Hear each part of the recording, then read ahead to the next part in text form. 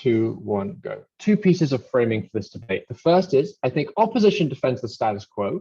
We defend something that is fairly like schools. It just is much more of the time. So what exactly do we support? We think probably from the ages of 2 or 3 onwards, when it becomes feasible not to have one person dedicated looking after a child permanently, we're likely to have things like dormitories where the majority of people in a given community live in a centralized dormitory that will probably be organized by the state, but the parents who are helping out, which is probably not all of the parents, will probably be from your local community, and there will be some level of input that allows them to decide what policies are likely to be within that community. We're happy to admit, in as much as there are problems under their side, with, for instance, more of an obligation for women to look up to rear children, those are probably symmetric on our side. There is a norm that the people that will be raising in these dormitories are more likely to be women. Other problems and norms are likely to persist.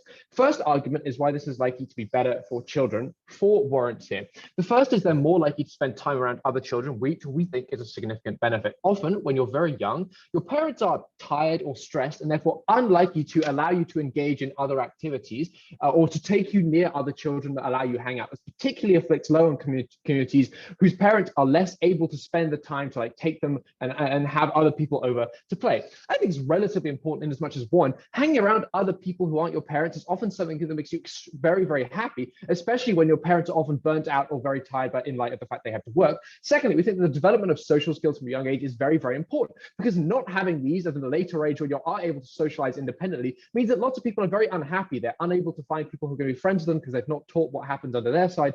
We think that giving everyone the set of social skills by forcing them to engage at a young age will make them much happier. I'll take CO.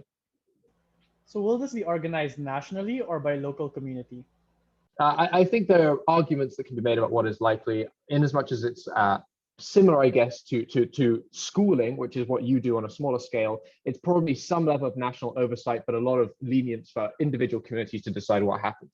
Second claim, we get significantly more equality. I want to note that if you're wealthy, you're probably going to get better parenting through no fault of the parents, because there's more resources and more time, more ability to pay for things like better school that very, very strongly correlate with your ability to get better outcomes in life. We think to a significant extent, this is mitigated under our side because everyone is forced together and there's going to be one uniform standard of teaching or like rearing for the entire community and a similar access to resources. I think the response is likely to be okay, but if you're in a wealthier neighborhood, then probably you're better off, right? You're still going to have more resources allocated. I think the argument as to why schools are more likely to be equal is probably evident. The analogy of schools is evident. Firstly, it is harder to overcome collective action problems. So individual parents are less willing to give money than they would be directly to their own child, which means that we get smaller effects of inequality from parents just directly investing. But secondly, we think this is more likely to be seen as the purview of the state. So under our side, we're significantly more likely to get the kind of progressive redistribution that happens in the schooling system that in the worst case means significantly more resources go. I think probably the response is having people invest in their own children is a good thing. We do not care. We think the most important thing is making sure that everyone gets a minimum accessible standard to these resources, because that's what we think makes them happier. And we think providing these people to people that otherwise are just left in the cold because the state doesn't see it as its obligation. And in many cases, you get claims of right-wing politicians in the United Kingdom, like we don't want to socialize the provision of food to children. We think reducing these things is the most important impact.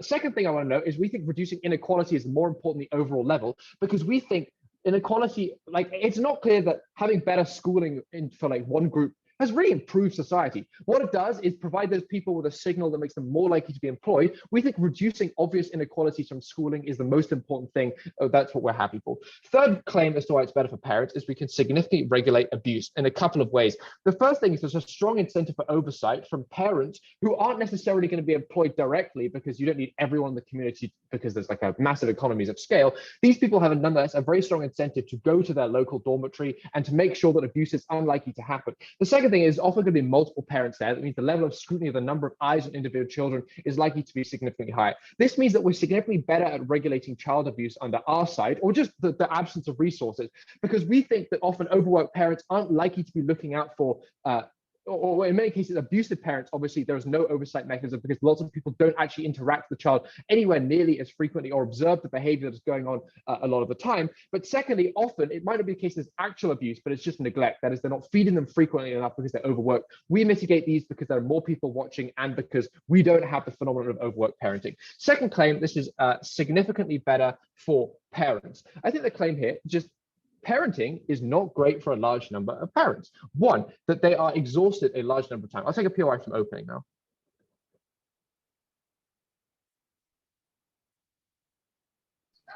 Sorry, struggling with the mic. Real quick, on equality, the state is already struggling to provide equal access or like a fair distribution of resources in status quo, given the number of people they're responsible for. It's such a simple response, but that's literally a prevailing problem since the desegregation of schools. How do you solve that? By increasing This its is uncomparative to the status quo where that inequality obviously prevails in parenting. We give you mechanisms why progressive taxation is preferable. That response doesn't fly. So on parents, we think they're worse because they give up a huge number of resources to look after their child, which often, given that you have to spend a lot of money to raise a child, is a significant cost, particularly for low-income parents. Secondly, we think a lot of the time they're just very exhausted and this monopolizes all of their time, basically all of their happiness. You can't go on date night with the hubby if you're having to raise the child, or find a sitter, which is hard because everyone else wants to go on date night on a Friday night. But thirdly, there's just a lot of guilt, right? You all the time are consumed by the feelings like, this thing that's a human, like, am I doing a good enough job here? Are they going to go to be a sociopath because I failed to give them appropriate forms of love? We think we liberate parents because now the majority of them don't have to be confined to this community. I think the response here, well, maybe they like parenting. I think firstly, the people who like parenting the most are probably relatively likely, if they want, to be able to be employed here, but that will not be the majority of people. But secondly, we think the reasons that people parent are predominantly coercive. That is, there are social expectations that you should be the person looking after the child, and often it's a frustration. But secondly, we think love itself is coercive, right? And I think it's analogous to someone that you kind of are fond of, but realize the relationship isn't working with, right? They are actually not someone that makes you happy in a majority of circumstances, but your love nonetheless compels you, or some sense of nostalgia compels you to keep going. That's what we think happens, but we don't think it's actually better for parents than the majority of circumstances given the framework given. What does this mean? I think it means that a huge number of people get their lives back. They're more able to invest in the community to develop their own lives. And in particular, I think this liberates a huge number of women who are often socially forced into providing the majority of housework under their side of the house. These people are significantly more likely to be able to live fulfilling lives. The majority of them are now able to enter the workplace. And I think when there's a lot of cheap female labor, they're significantly more likely that corporations are going to hire them and significantly change the composition of the workplace. That massively improves gender inequality in these societies. Proud to propose. I thank the Prime Minister for their speech. Leader of Opposition, whenever you're ready.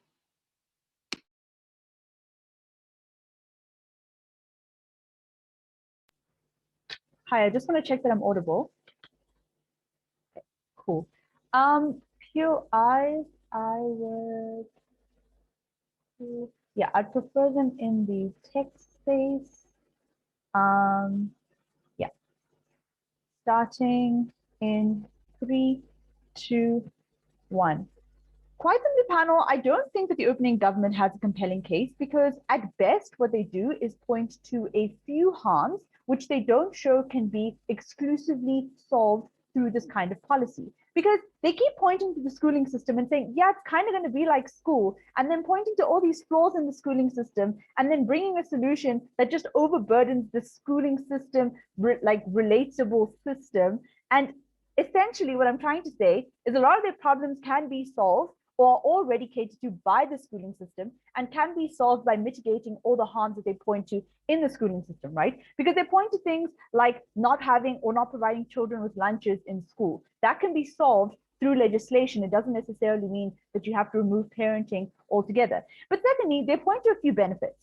But what we need to understand here is that these benefits are not necessarily a reason to have children community raised, because we still do have the interaction of the community, right? We still do have schools. So the social needs of children are met, and the child going to school is something that is legislated, something that's compulsory. That means that we don't need to overextend this policy and over social, or like rather overburden the system because we fear children not being socialized. But secondly, we also think that children have things like extended families, they have things like religious communities, and are part of various other communities which provide them with their need for socialization. Even parents who live alone with their children are enough oftentimes for the child to be adequately socialized. This has been proven in multiple instances. This is why children who live with only their parents are still socialized to a fair degree, right? This isn't an overarching problem that necessitates the complete overhaul of a system that you already concede to is burden and is already failing children in so many ways. What then does this mean? 3 points of direct response based on this contextualization. Number one, it means that the argument on social skills doesn't stand because we can supplement parenting with a lot of other things which we do through the law. But secondly, it means the argument on equality doesn't stand, right? Because they themselves concede that women are going to be most likely the individuals who are going to be responsible for raising children communally. So the argument of how children are, or rather how women are now liberated from the responsibilities of bearing of raising children rather doesn't stand. But thirdly, the argument on resource distribution is a reason to undo their argument, right? Because they say that the problem right now is that a lot of schools are under-resourced, number one, or there's a disproportionate amount of resource being given. If this is something that is going to be carried out on a state level, if we think about the developing context, right, where there's already a lack of resources within the welfare system, or with already significant spatial inequality or inequality between different regions or inequality between different institutions, it's likely that inequality will persist. Now it will be even worse because children don't have any other means of being raised. This is the only means of being raised. I will take a POI from the closing they're happening. Closing. Okay, moving on. So this means a couple of things. This brings me on to my first point of constructive, which is why we support parenting in and of itself. Number one, we think that parenting is something that's good because it's the institutionalization of a very personalized form of care. What we need to understand about children is that children are incredibly complex creatures, right? They have very specific demands and they're very personalized. So on this argument as well about how children need socialization, every child requires a very different kind of socialization. It's why some kids like going to soccer, some kids like debating, some kids genuinely just like their parents and don't want to be overly socialized and don't always want to go to daycare, right? What's important to remember here is that because children are so complex, there needs to be a parent or a system which is able to respond to these complexities, recognize these complexities, and respond appropriately. A system that generally caters to all children in the name of equality is simply inappropriate for recognizing the complexities of a child. This is why one parent can only at best really cater to the needs of about 2, 3, or 4 kids at a time. When you give one individual the responsibility of caring for every child in the community, their attention becomes spread too thin. They're unable to recognize specific demands of a child. This is why teachers are incredibly important, but because teachers exist, it doesn't mean we don't need parents anymore. But secondly then, we also think that children change very frequently. It's important that parents are able to recognize the baseline that a child has, so that they're able to recognize changes that the child has, right? Children don't even know if they're like dehydrated or if they're sick. Someone who doesn't know the child and hasn't spent so much time with the child and raised the child is unlikely to recognize those things. I'll take a POI from openings to happening. It's not our burden to prove this is the only way to solve these problems because you, given this isn't a policy debate, don't get fiat power to suggest the alternatives that could solve these problems. No, so the thing is, it is a burden to prove why this is a necessity, right? If we have shown you that in our world or in the status quo, there are already institutions that cater, that at worst are broken institutions that can be remedied, it doesn't warrant a complete rehaul of the system altogether. There has to be a burden placed on the government bench to defend why this is necessary. You can't just point to some arbitrary benefits and then assume that you don't have any burden of proving why that's an exclusive way or a better way or a good way even of solving these problems, right? Secondly, then, we think that it's really important that we understand that children, what happens to parents is that they're able to be held more accountable. So this argument comes from the opening government about abuse, right? And the problem with abuse is twofold. Number one, we recognize that abuse can happen in homes as well, but the reason why the state takes away children from their parents in case of abuse and doesn't just default to taking away children from their parents when they're born or when they're 2 is because parents are less likely to perpetuate this kind of abuse. I'll take another POI from closing if they have any last chance. Yeah, do you think it is better to have elderly people taken care of in aged care facilities or taken care of by people that are working full time? Okay, so the difference here is that we need to understand that children are incredibly vulnerable, right? So we need to understand that children in particular need that personalized kind of care. This then ties me nicely into the rest of the analysis on abuse. Parents are less likely to abuse their children for a couple of reasons. Number one, because they're biologically born from these parents, they see them as an extension of themselves. Secondly, they see them as a long-term investment of themselves, of their future. Therefore, they're less likely to abuse them. Thirdly, they're just socialized to not abuse them. This is why a lot of mothers who are not the most present mothers are often shamed by the rest of society, right? This means that parents are actually a better alternative in instances where abuse happens, because we can conceive that abuse can happen on both sides. At least in our world, you have actors that are individually responsible for the child and to be held accountable. If a child has interacted with 50 adults in the last 10 days and they're showing signs of being abused, it's very difficult to track that down. Children beyond that are particularly vulnerable to abuse because they're unlikely to actually do things like report, right? So on all of this analysis, the abuse argument doesn't stand on that side. Rather, what we tell you is that at least now parents have got some basis to be protectionist of their children because they live in a world in which it's not assumed that everyone will protect the interest of your child. Very proud to oppose. I thank the Leader of Opposition for that speech. Deputy Prime Minister, whenever you're ready.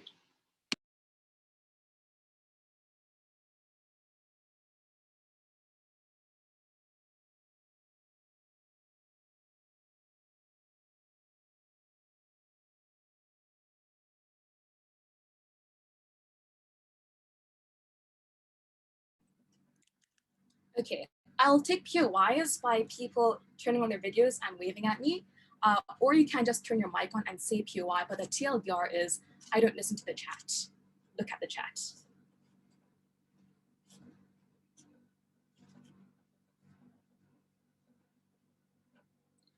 Children in the status quo are routinely screwed up by their parents. The debate is not about whether or not there are some parents or some districts with good schools and good police enforcement departments which can intervene, but rather what's necessary to prevent the worst cases wherein people slip through the cracks because networks of enforcement are poorly constructed. The opposition's burden wasn't to say it's sometimes okay, but to explain why it's overall worse in the general case. The way that speech is going to work is I'll just first be really, really simple about why we win, right?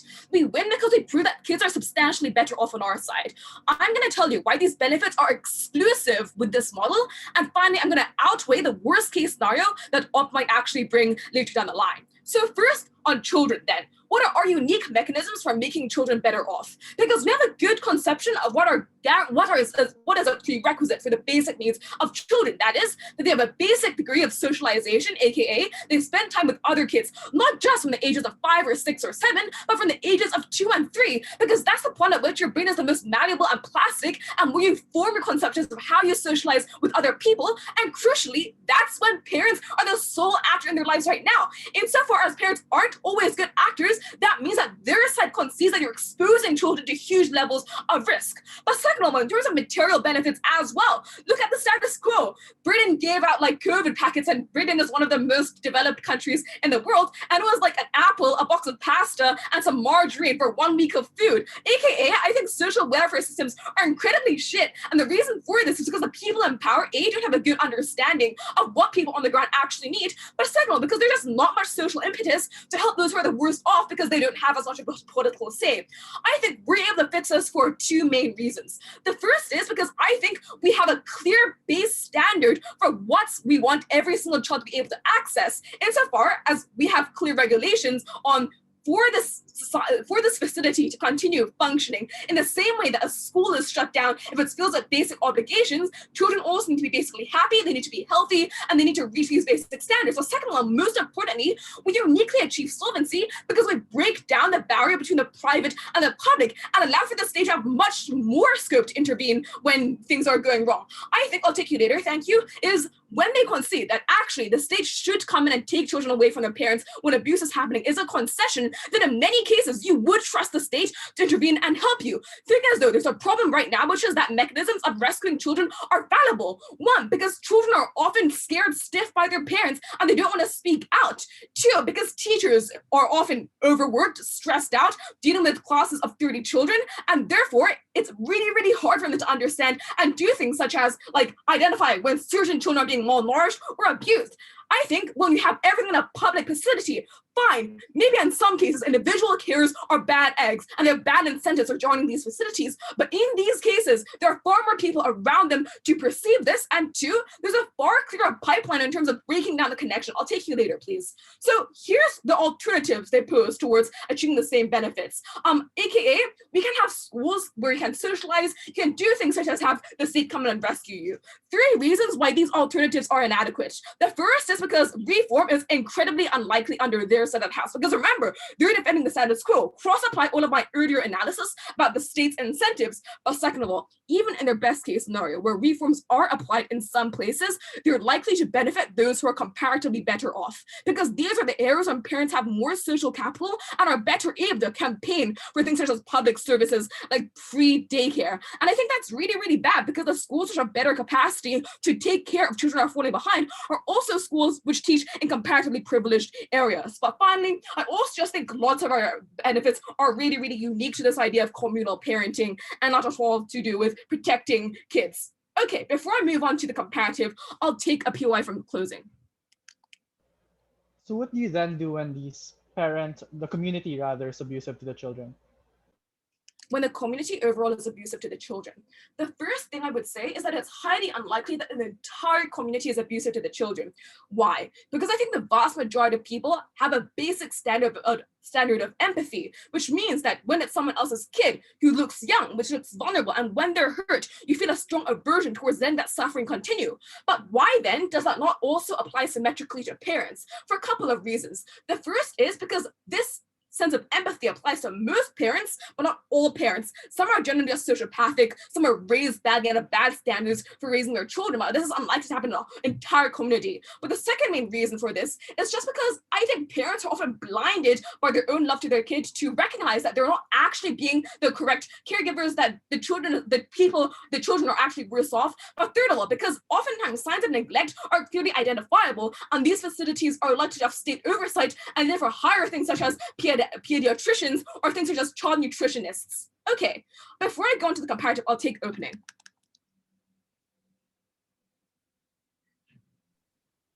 Does the existence of lots of people existing in a corrupt government system negate the fact that people can be corrupt in collusion with one another? So what I'm thinking right now is that you're using the analogy of corrupt governments to say sometimes a state also fails, and this is the worst case scenario. A couple of things then. The first is, even when states are corrupt, I think they have a very strong incentive to make sure that these childcare facilities are functioning.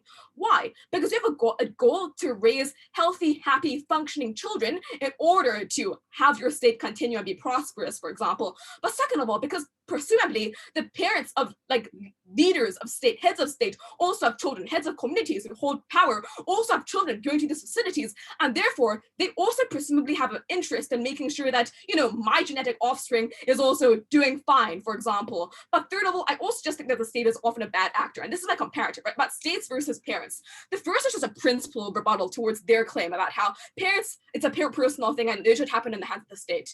So we think that states actually have the obligation for raising children, because if you believe that the children have rights to education, then you also believe that there are social obligations to the child, which is not on the parent to fulfill and which the state uniquely is able to do. We take away children from abusive parents, which shows that parents are only allowed to have control of their children when they fulfill the pragmatic burden. So on their side, it's the fact that states have an overall burden to care for children, and they're delegating them to parents because these parents are in the short term better actors. And question then is hung on whether parents are better actors. I did a bit of this actor analysis earlier on, but I think there are a few more reasons why parents are often bad actors. The first is because you're not qualified to raise a child just because they emerged from your vagina, right? The counterfactual is people who raise children choose to raise their children. They're often hired and therefore accountable to the community. Very happy to propose. I thank the Deputy Prime Minister for that speech. Deputy Leader of Opposition, whenever you're ready.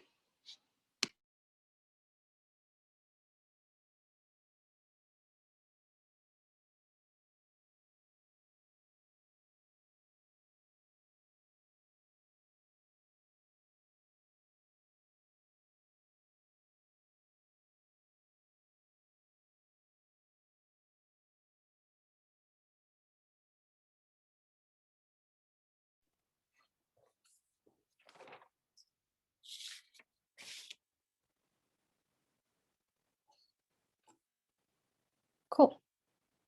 Starting in 3, 2, 1. Panel, let me just quickly clarify this.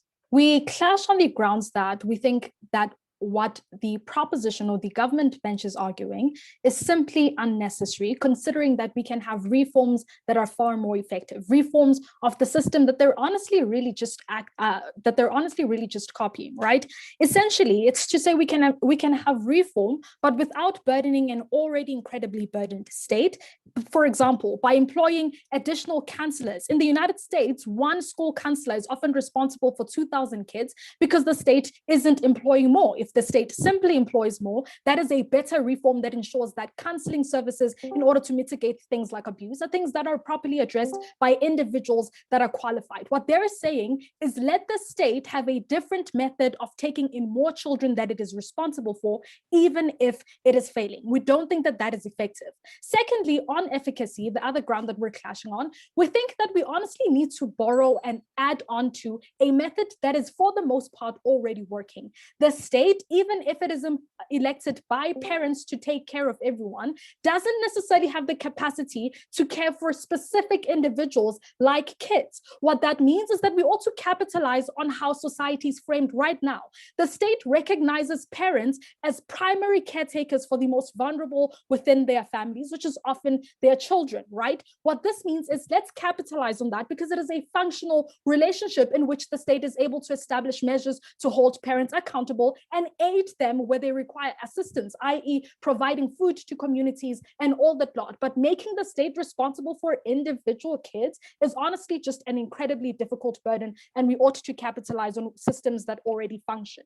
A couple more issues of direct rebuttal. Firstly, is this in fact better for children? They tell us that children spend more time around other children, which is great for social skills. Firstly, children can often sometimes have siblings. They don't need to play with other kids to have more social time. But secondly, often it's all right to develop social skills without having more time around children. In fact, it often benefits the children that their parents come back and say, you're no longer allowed to go outside, because it means that they develop other skills, right? Like responsibility, like knowing when it's time to go to bed, knowing when it's time to do your homework. We think that this is a fair balance. Kids don't flourish when they play more. Kids flourish when they're also taught other important social skills like responsibility, things that parents likely have to enforce because they also have responsibilities like work, right? So bedtime so that I can do my work. The second point that they give us is on equality, where they say that we will get more progressive redistribution of wealth. The first response here, like we said, is that the state is already failing because it is incredibly burdened. What they say in response to the POI that they give is that, well, it's not comparative, right? So they say that it's uncomparative. The response here is, if you're going to propose this as a new mechanism of sort or as a preferable mechanism, you at least should provide some marginal benefit than what is already happening in status quo, because you're proposing a phenomena or a culture that is somewhat supposed to be different to what already happens. They needed to show marginal benefit as opposed to just saying, well, that's uncomparative to what's happening in status quo. Third issue, they say that this is going to regulate abuse. They said that there aren't a lot of people observing to see children, to see if there's the possibility of abuse and neglect. If they're basing this in a dormitory school-like system, then they concede that that's better for regulating abuse, then surely this should also work in the world that we live in, where it's often teachers, often school counselors that also realize when kids are being neglected or where kids come back with bruises. So in the same way these actors are functional under their side, we think they're likely also to continue being functional as they already are. The only added benefit is that we're saying add more school counselors, for instance, so that it's not just one person dealing with like 2,000 kids.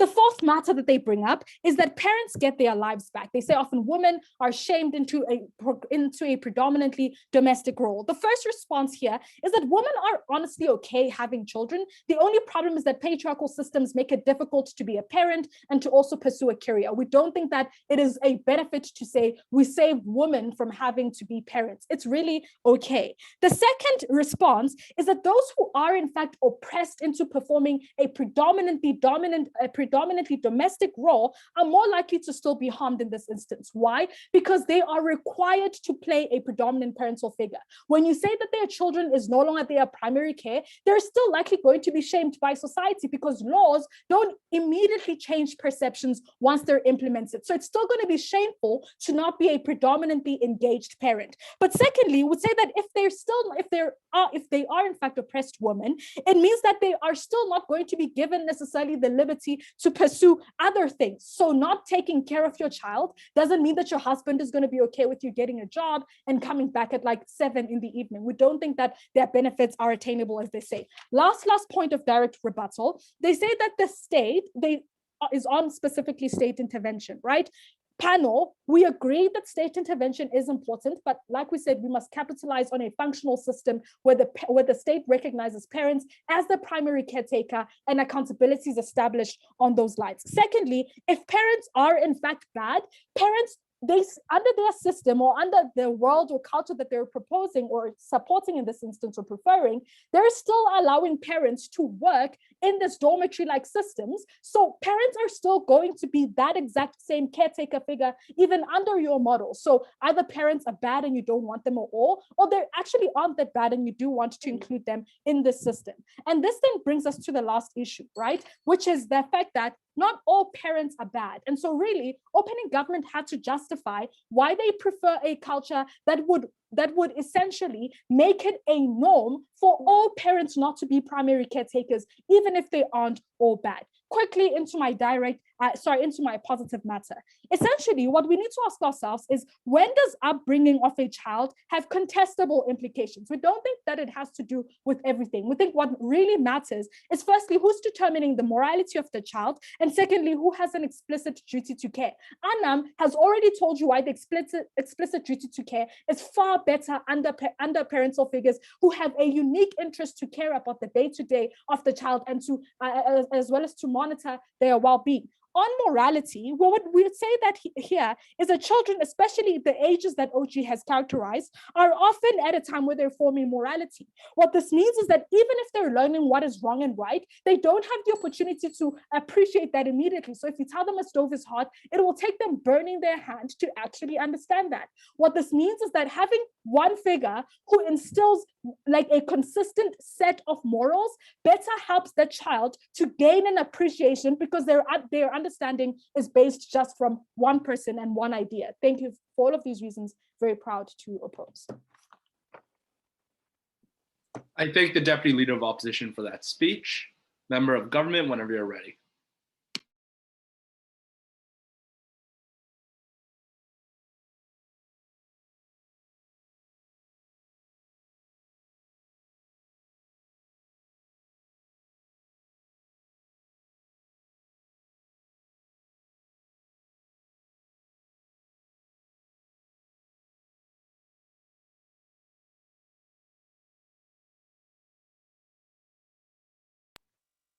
Hi, may I request POIs in the group chat, please? If that's all right. Thank you. Can everybody hear me okay? All right, starting in 3, 2, 1. Much of the opposition case so far in this debate has to do with the idea that there are many cases maybe where parents are already doing a good enough job, and the burden on our side must be enormously high if we have to show that systematically we should replace parents and change the model.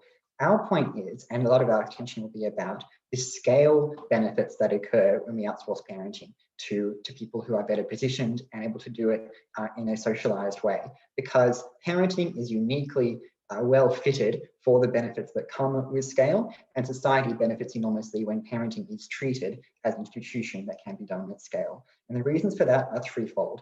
First, parents have a huge number of flaws they bring to the role of parenting, even in the best cases. Second of all, the state has particularly good incentives when it comes to the raising of children. And third, the way we structure parenting at the moment perversely creates a lot of anti-egalitarian processes in society that come to harm the whole community. So first, on parenting flaws, let's begin with the idealized parent that apparently was so easy for the opposition teams to win in this debate. The parent who cares about nothing in the world more than their child, who would give them everything, who is self-sacrificing, and who is just like the model parent we should put in charge of all parenting if we possibly could. We have a few observations about them. First, that prioritizing their identity as a good parent is often something that actually supersedes their ability to properly cater for the interests of their child. That's for a few reasons. Who seriously thinks all the parents all the doctors who have parents who were also doctors autonomously arrived at the decision to become doctors themselves. Our point is that parents don't have a good understanding of what a child might possibly want or what their needs really are. And what they often do instead is they project onto them their best guesses. But often those have more to do with what it means to be a good parent. And often that occurs in a context where parents are competing with other parents to form that idea. So you are competing over your child's SAT scores in the US, for example, or you're competing over other metrics like which child is spending more hours on homework, or you're competing over which child is doing the best at soccer, all those sorts of things. And that sort of overly competitive and overbearing parenting is characteristic of the very parents that that side is talking about. Second of all, parents often are overprotective, which means they tend to withdraw their child more from the world because it's so hazardous and they can't comprehend the risks that their child might be exposed to. Often that leads to things like bullying other parents or schools on behalf of your child to smooth the way to things like becoming a prefect or like other opportunities that are particularly prestigious for your child.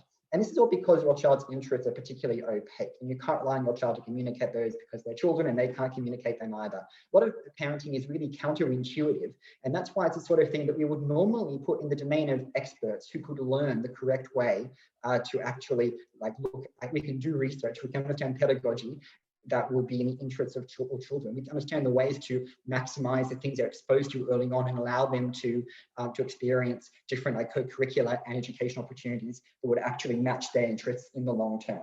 That is all to do with the way parents model selfishness and manifest their good intentions in harmful ways, unintentionally but harmfully. And that's before we get to the more likely cases we actually see here. For example, a structural flaw of nuclear families who will bring you a closing government is the fact that in the real world, the ideal many parents hold is an incredibly patriarchal one. It is still the case the vast majority of household labor is done by the woman in the house. It is still the case the very ideas of a man and wife raising a family together are incredibly patriarchal and pass those norms on and on. It's also the case that within those families, the breadwinner model is reinstated, and that continues to guide the norms that are subsumed by sons and daughters very differently during the course of their lives after that point. And then we get to the, we think, very common cases that are sadly real disasters in this debate. And this is where we really pull ahead of the opposition team. Many children suffer a giant disaster in their lives, like a parent dies, or there's a terrible illness or something like that. And in those cases, a more socialized model mitigates that by diluting the significance of that one relationship and giving them many other significant ones in their life. We mitigate the harm of divorces, which are incredibly traumatic for many children and distort the kind of environment available to them later on and the burden placed on a single parent household. We mitigate the illnesses that parents fail to diagnose or recognize because they don't have the knowledge or expertise to do so, or because subconsciously they don't wish to admit their child is suffering from that. We mitigate the harms of poverty and illiteracy because we no longer rely on each individual parent in a community having the needs necessary to support a child, but those things can be pooled and transferred more efficiently. And that is why at scale, we mitigate the worst cases. And importantly, what are the things that right now are the biggest impediments to succeeding at school and winning a good job in the lottery of life? They are having a disaster that knocks you off your seat when you are young, a divorce, or an illness that is failed to be diagnosed, or to have poor or illiterate parents. And all of those are improved on our side. I will take a POI here from opening first.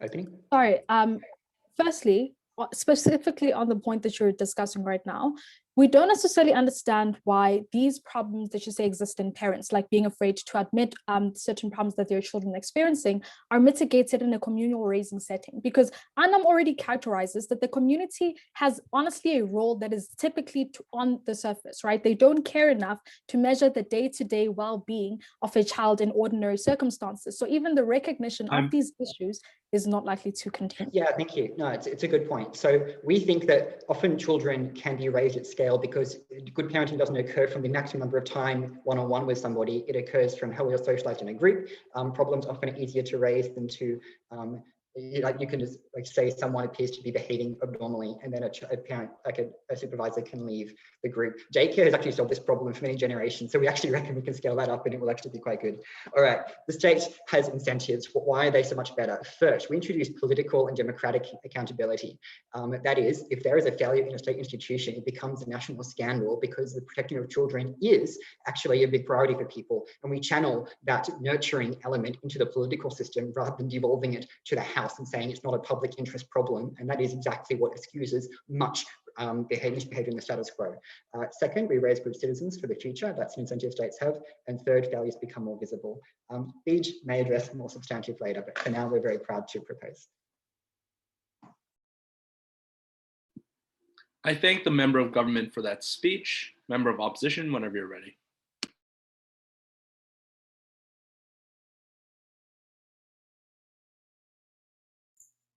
Hello, can I be heard? Awesome.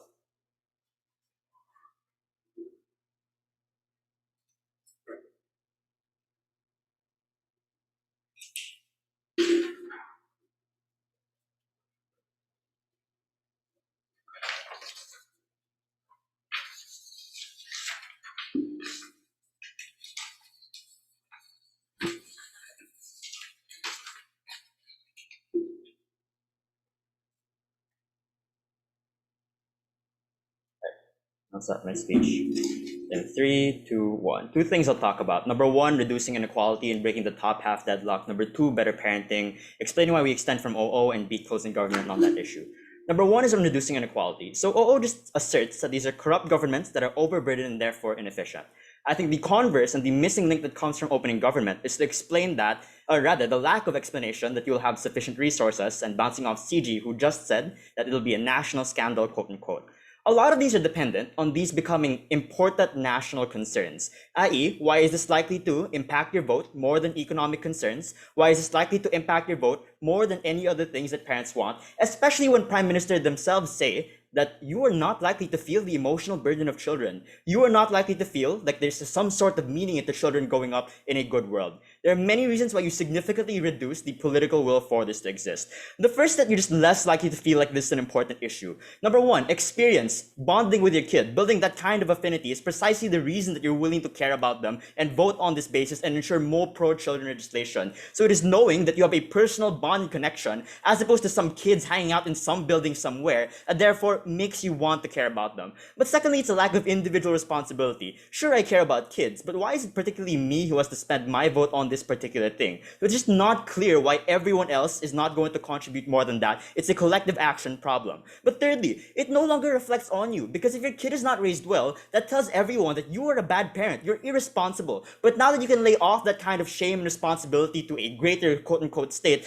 I don't know why I quote-unquote that. Anyway, therefore just makes you not personally responsible for this kind of issue. But even if they did, what government had to prove was that even if this scandal exists or something like that, why is this more important than the numerous economic concerns you have, especially as OG says, you just care so much more about your work. You just care so much more about spending time with your hobby as opposed to this kind of political issue. Note that especially for children who are unseen and have little to no political agency, it is difficult to prove that you're going to ensure a sufficient system for them. That is why the American group home system fails. That is why in Japan it is one of the worst systems, because there's no one in particular that cares for them, rather than individual parents taking care of their own children. Three conclusions to this. The first is that even if inequality is roughly the same, the broader pool of resources is worse on Gov, and therefore the baseline of care that children experience is just going to be far worse than they explain. But secondly, it affects other childcare institutions too. If I don't have a kid, why spend on education? Know that the biggest donors, the people most involved with school boards, are people who probably care about their kid getting a good education.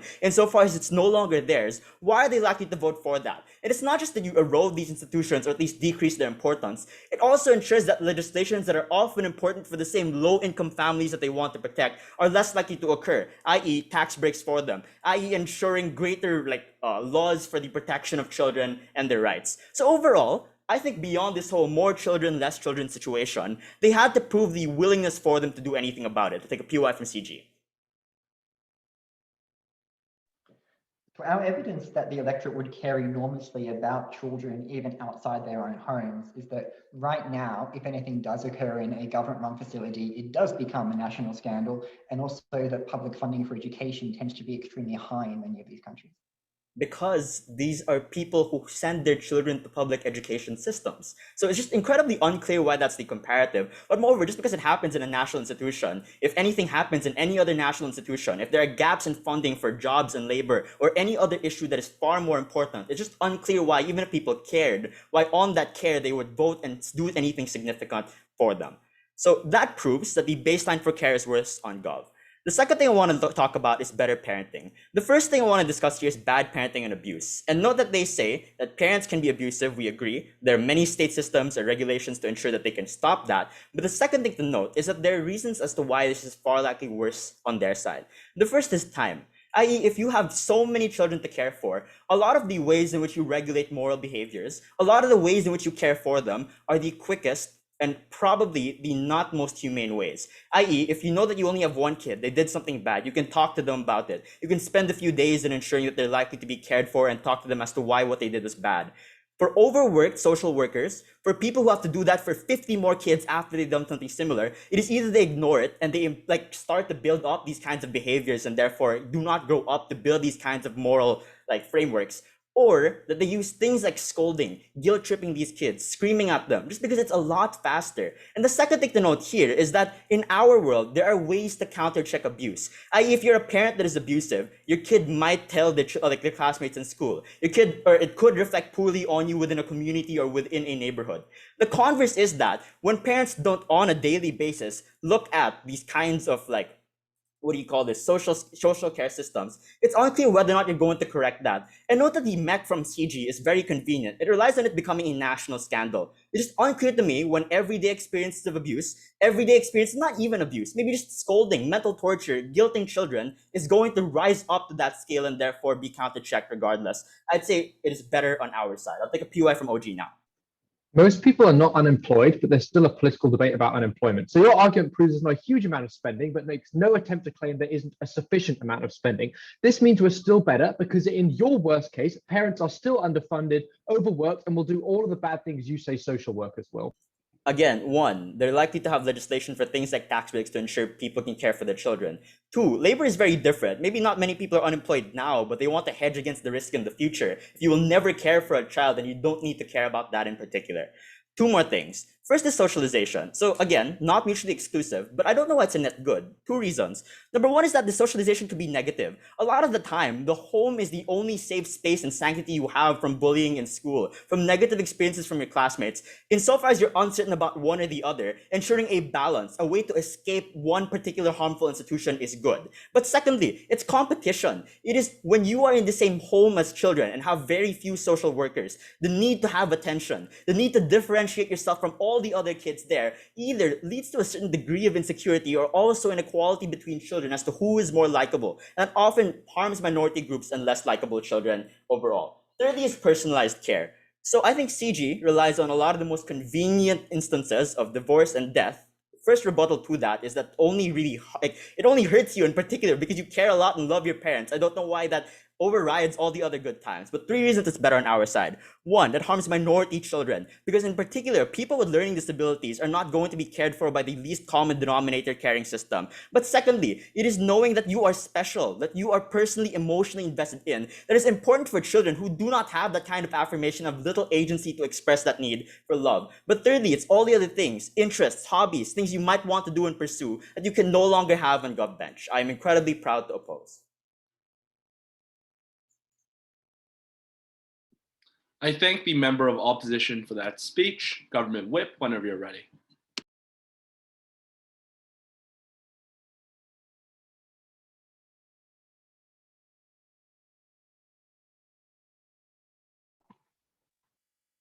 Can I be heard okay? Easy. POI is in the chat, on video, send me a text, put up a thing, seriously, whatever you feel like. Starting in 3, 2, 1. The most loving parents still bring their insecurities, their misplaced ambitions, and their petty resentments into their parenting. They push specific visions of the good onto highly impressionable children, denying them any capacity to form their own life or indeed to be satisfied with the choices that they make far later on. A great poet once said, "Parents all fuck you up, and the question is just how much do they do so?" Our extension is that the answer to that question is a lot. And a state cognizant of the need to raise children that are able to participate in society stably, alongside with a body politic that was entirely raised after exactly one generation in these institutions, is likely to be a better mechanism for consideration. I'm going to begin this speech by discussing closing opposition. Then I'm going to talk about that extension and the way in which it defeats the two teams from opening. On closing opposition. Closing opposition's first observation here is that people are less likely to care about child raising when it is divorced from the process of raising an individual child. I would note, and this will be a recurring theme, that this was dealt with by opening opposition much more expediently. So I think it's reasonable to say this is essentially more verbiage for the same argument. Nonetheless, we have a set of responses to it. The first one is that there are national institutions that people care a great deal about, like schooling, for example. The opposition says, but you care about schools because your individual child goes there. But even in communities, for example, like the one that Dan and I live in which the penetration amongst the wealthiest of private schooling is extraordinarily high, political funding for public schooling, and indeed political support for public schooling, even amongst those communities, is high. So it's clear that that is not the only picture. Additionally, the example that I give you of aged care facilities, which are often run by states or at least funded by states and have enormous amounts of political support, are useful there. So to a degree, this is just a battle, I guess, of assertions about how much you might care about them. And given the relative wealth of evidence that there is at least going to be a substantial amount of consideration on a purely emotive level, it seems like that's a clash that we win. But assuming you don't buy the intuition push element of this, noting that's the only level upon which closing opposition engaged, here are three analytic reasons that people are likely to care. The first is that after one generation, everyone's gone to these places and have memories of them, and is likely to not want the people that follow after them through those institutions to have bad times. The analogy the closing opposition provides of people caring a lot about their old schools is actually really helpful here. The second one is, of course, that you need to have a community that provides citizens that function, that are able to generate, for example, the revenue through the tax system that is able to provide for people going into the future. And additionally, of course, the fact that, and this is the final response, that in the short term, if you have a completely busted child rearing system, there are going to be enormous fears that there is going to be higher rates of teenagers committing crimes and being socially disruptive, and then growing up into adults in the very short term who don't participate in society. So we think even people's selfish interests, in the same way that there are selfish interests for highly funded police forces and militaries, will drive them towards ensuring that these systems are operated optimally. So I'll now take opening opposition. So a lot of the harms that you talk about are actually things that parents do because they learn them from communities, such as valuing SAT scores or seeing being a doctor as being something of a high status. Thus, your benefits are not comparative. But secondly, you're also largely speculative because you're pointing to harms in parenting by saying parenting is just arbitrarily bad without being comparative in a world where that parenting doesn't exist. So as to the second observation, this is obviously a speculative debate, right? Like we can't point to really many examples of where this has been done. Insofar as we are speculative, I think our analysis will speak for itself as to why it is plausible. To the first observation, the opposition says that parents learn a lot of these things from the community, and so there would be no reason that the community would behave differently. The problem with this is, as Dan identifies, is a collective action problem. Individual parents, proud of their parenting, prioritize the things that they care about in parenthood over the needs that their individual children have. That is distinct from a state that, as we have now established, has a clear interest in ensuring that these children are broadly happy and are broadly raised in a way that is allowing them to be successful. I agree there might be a degree of importation of values from the state, but it'll be far less potent and it'll be far less competitive in nature. I'll now take a point of information from closing while I'm on this. But then why is the impersonal and non-loving nature of the state likely to be good forms of affirmation for children who really need to feel like they're special, they're loved, etc.? Oh, okay. So this is, I think, dealt with quite quickly, which is to say that adults who are involved in the lives of children are still able to show profound amounts of care for them while not necessarily being their only parent. Many people have felt special because a teacher took interest in them. In a context presumably in which there is a large number of employees who deal with these children who chose to enter that field because they care deeply about the act of child rearing, we think that is a context in which there is likely to be somebody who is still going to be looking out for them, especially when you compare it to the status quo in which a huge number of parents, put it mildly, don't really give a shit about their kids, right? So it's not as if you can say that all parents get this. We're allowed to have a certain number of people fall through the cracks because on the comparative, you guys get a hell of a lot.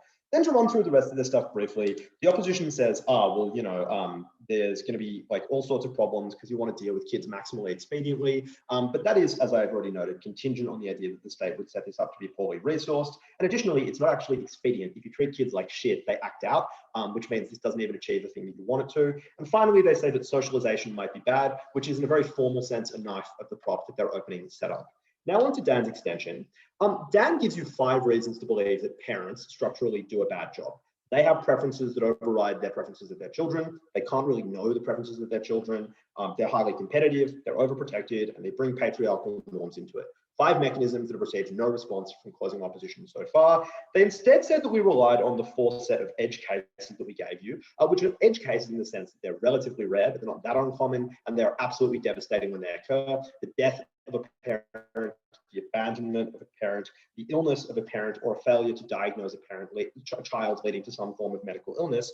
The opposition says that those things only matter in the sense that you already cared about the experience of having a parent, and that is true. But if we replace that structure with one in which children also feel cared for and properly raised, then that is one in which those children both get the benefit and never need to deal with the harm. And finally, Dan explains to you why the comparative is better, again, for 5 reasons: genuine data, sake of opportunity, one-on-one context being less important with the analogy of childcare, individually being able to be done better with more resources, and the visibility taken from the violation of the privacy thing.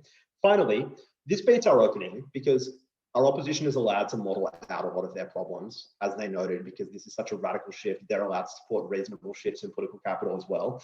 And this beats our opening because we demonstrate that the best case scenario that they point to is still one that is not as good as our comparative. We're very, very proud to propose. I thank the government whip for that speech. Opposition whip, whenever you're ready. Hello, am I audible?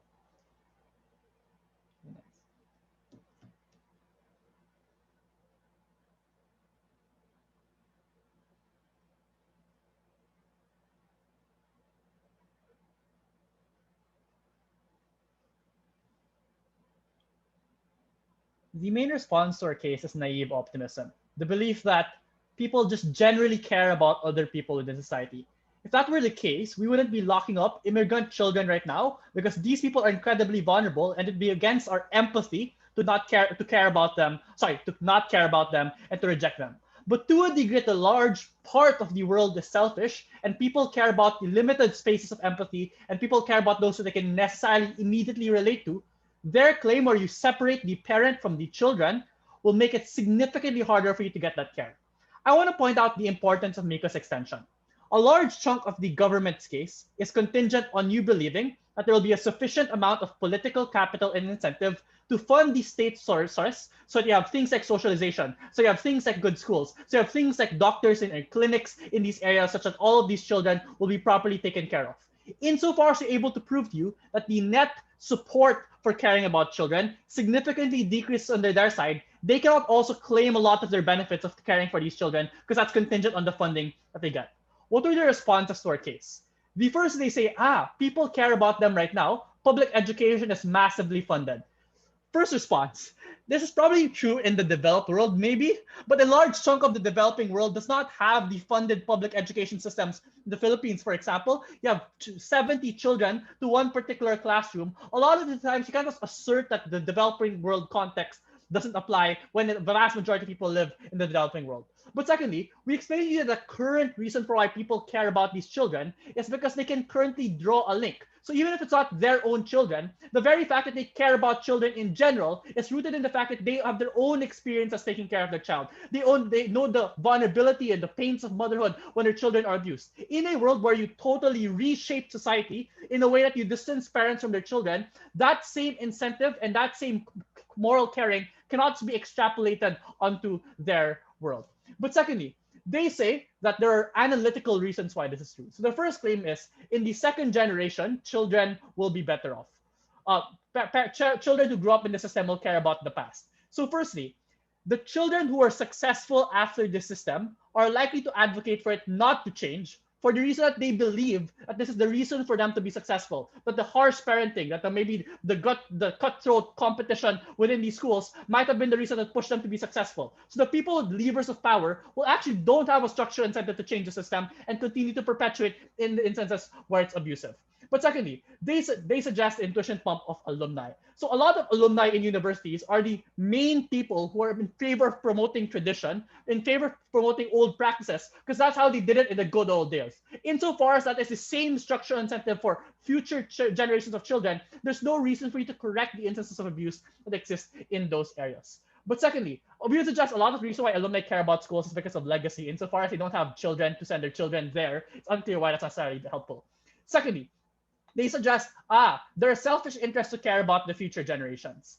So this is the same logic to claim why people care about climate change or why people care about long-term economic standing. That's clearly not the case because the vast majority of people in power are those who are 40, 50, or 60. And these people will be dead by the time these future generations actually become meaningful, have meaningful impact into the community. And therefore, a lot of times, short-term incentives and short-term interests are what's most important to them, especially when there are competing incentives for them to do so. So even if you believe that it is structurally unstrategic for society, that does not mean that people are necessarily helpful. That same logic to claim that people care about poverty because poverty leads to a lot of problems, insofar as the vast majority of people don't care about that right now and care about their own selfish interests, it's unclear why people can naturally project to the long term and claim that it's important.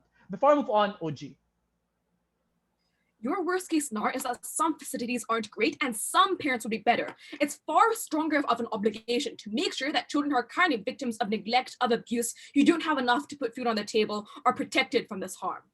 No, it's not some, right? We're explaining that the norms of society will massively shift in a way that you no longer fund it. So this is similar to how most art institutions are not funded, or how most anti-poverty measures are underfunded in multiple government budgets. You cannot just say it's some without responding to the structural reasons why we provide that the normative shift takes place.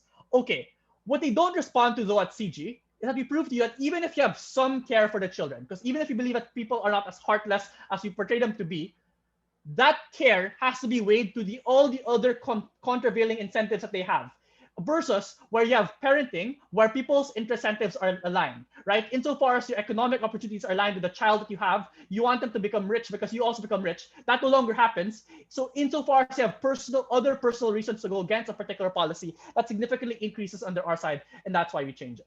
Therefore, we win the debate already. The last response came out from OG or their POI. They say there's already sufficient funding. We point out that that's not true in a lot of places, particularly in the developing world. But secondly, insofar as it is not comparative, we have more funding under our side because there's more likely to support pro-parent legislation, and therefore it's comparatively better. CG then says, we have specific mechanisms for them to be better, but before I move on, CG. Yeah, we gave you 5 reasons why, even in the best case scenario, and even if funding is a little bit worse, parents are structurally terrible at performing the job of parenting in a way that even a relatively ill-funded schooling system would be good at. Don't you think that that is still a worthwhile trade-off by far? Yeah, so that's where I'll go right now, why the reasons that you provide are non-comparative. So the first claim they make is that parents don't know the interests of their children. Presumably, states also don't know the interests of every single individual child. In fact, they have their own perverse incentives to project their own interests onto these children. Things like maximizing the productivity of the state, so you prioritize them in particular jobs, for example. Insofar as you claim that parents are unaware, presumably states and social workers have to deal with 50 children are also the same thing. Then they say parents are hyper-competitive, so are states. They want to be the best, compete with multiple different businesses. Then they say, you have overprotective parents. It's unclear why overprotective parents are necessarily a bad thing. Sometimes they might be good because you protect your children from harm. Then they say there's a disaster in divorces in families. The response to this is just, you have more social workers insofar as they have more chances of also feeling their own disasters or diseases, then presumably, even if the impact is not as great, the number of frequency makes up for the impact that exists under their side. Then they say, we have more data. Actually, you do not. Because insofar as you standardize the practice of parenting in all people, then you have no cross-sectional data to compare which method is significantly better, because you'll only be comparing it per generation of time over time at best. That means you're not able to compare which particular methods are significantly better versus a diversity of parenting that exists on our side of the house. For all these reasons, then, we prove to you that we are significantly more likely to care for the children, and that's why we take the debate. Thank you.